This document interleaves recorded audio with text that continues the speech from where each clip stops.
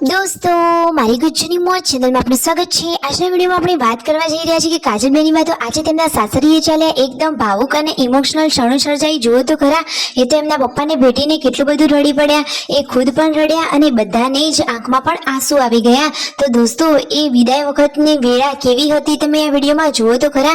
બધા જ લોકો કેટલા ઇમોશનલ થઈ ગયા હતા। આજે એમને મૂકવા માટે કોણ કોણ ગયું, શું હવે કાજલ બેનીમાં હમણાં અત્યારમાં નથી આવવાના, હવે ક્યારે આવવાના છે, બધી જ માહિતી મળશે તમને આપણા આ વિડીયોમાં। મારી ચેનલ ઉપર નવા હોય તો ચેનલને ફટાફટ લાઈક શેર એન્ડ સબસ્ક્રાઇબ કરી દો। Full video in life of Thakor channel દોસ્તો ફૂલ વિડીયોની લિંક ડિસ્ક્રિપ્શનમાં મૂકેલી છે, ત્યાં જઈ તમે આખો વિડીયો વોચ કરી શકો છો। આવી ટૂંકી ટચોકડી લાઈવ લેટેસ્ટ ટ્રેન્ડિંગ માહિતી મેળવવા કરો મારી ચેનલને ફટાફટ સબસ્ક્રાઇબ। તો ચાલો દોસ્તો વધારે રાહ ન જોતા આપણે વિડીયોની શરૂઆત કરી દઈએ છીએ। તમે વિડીયોમાં લાઈવ જુઓ કે આજે તો કાજલ બેનીમાં સવારે કામકાજમાં લાગી ગયા છે। સરસ મજાની કોફી બનાવીને શિલ્પા ભાભી તેમના બ્લાઉઝ કટિંગ કરીને બ્લાઉઝ સીવી રહ્યા છે। અને આજે તો આ પાર્વતી ભાભી અત્યારે મિતાશને લઈને ક્યાં ચાલ્યા, એને આ શું થયું છે, એની કેવી દવા કરાવવા જઈ રહ્યા છે। તો દોસ્તો આજે તો મિતાશનો દેશી ઉપચાર થઈ રહ્યો છે। અને પછી જુઓ ઘરે આ કોનું એક્સિડન્ટ થઈ ગયું હતું, તેમના બાજુમાં જે ઉષા ભાભી છે એમના દીકરો આ બાઇક ઉપરથી પડી ગયા હતા। તો જુઓ એને કેવું વાગ્યું છે। નાના બાળકોનું તો ધ્યાન જ રાખવું જોઈએ, સાચી વાત ને દોસ્તો। તો મિતાશને દવા કરાવવા માટે કઈ જગ્યાએ ગયા હતા, તો ગયા હતા સતલાસણા। મિતાશ તો જુઓ થાર ગાડી ચલાવવાની પ્રેક્ટિસ કરી રહ્યો છે।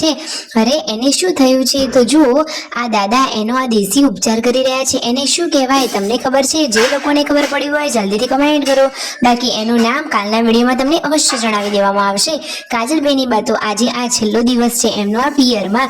તો સંજયભાઈ કહે છે કે બેનીબાને તો આજનો દિવસ જ રહેવાનું છે, છતાં કેટલું બધું કામ કરાવી રહ્યા છે। જે કામ કરવું હોય આજે કરી લો, એ રીતે ભાઈ બહેન મસ્તી કરતા હતા અને કામકાજ પણ કરી રહ્યા હતા।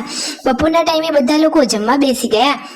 રણજીતભાઈ કહે છે કે આજે તો સંજયભાઈ અને કાજલ બેનીબાએ ઘણું બધું કામ કરી લીધું છે। બંને સરસ મજાની ઘરની છત સાફ કરી લીધી છે, કેટલું નીટ એન્ડ ક્લીન કામ કર્યું।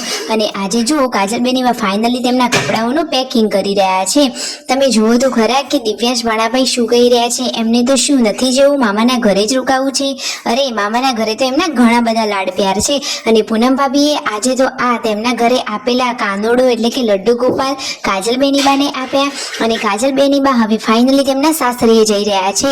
તો જુઓ તેમની આ 20મી વિદાયની વેળા તો તમે જુઓ, કાજલ બેનીબાના આંખમાં તો આંસુ આવી ગયા। બધા જ લોકો એમને હાથમાં પૈસા આપતા હતા, તો બધાની આંખો નમ થઈ ગઈ, બધાએ તેમને આશીર્વાદ આપ્યા। અને એ વખતે કાજલ બેનીબા ઘણું બધું રડી પડ્યા।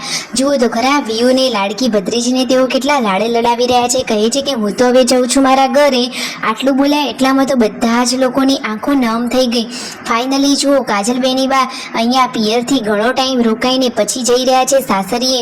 તો દોસ્તો એમને સોનું તો લાગે જ નહીં। તો જુઓ એ તો એમના પપ્પાને ભેટીને પણ ઘણું બધું રડી પડ્યા।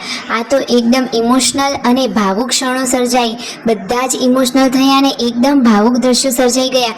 તેમને મૂકવા માટે કેટલા બધા આવ્યા છે ને બધાની આંખો નમ થઈ ગઈ। જુઓ ફાઇનલી હૃદય કાઠું રાખી અને કાજલ બેનીબાએ પિયરમાંથી લઈ લીધી છે વિદાય અને સાસરીએ જવા માટે તેઓ નીકળી ગયા છે।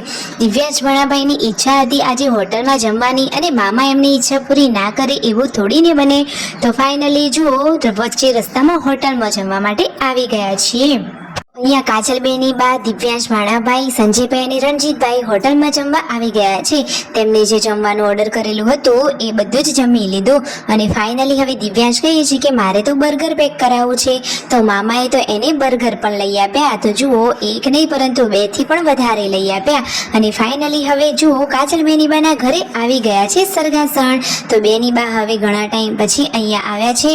તો જુઓ ભાઈઓ તો અહીંયા બેઠા છે એસી વાળા રૂમમાં। બેનીબા એમના માટે ઠંડુ પાણી લાવ્યા અને બધા તેમના સાસુ ને બધા લોકો અહીંયા બેઠા છે।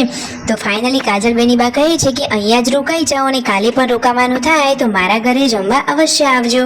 બેનીબાને મૂકીને આવવું ભાઈઓ માટે પણ કપરું હતું, પરંતુ હવે શું કરીએ, લાઈક શેર એન્ડ સબસ્ક્રાઇબ।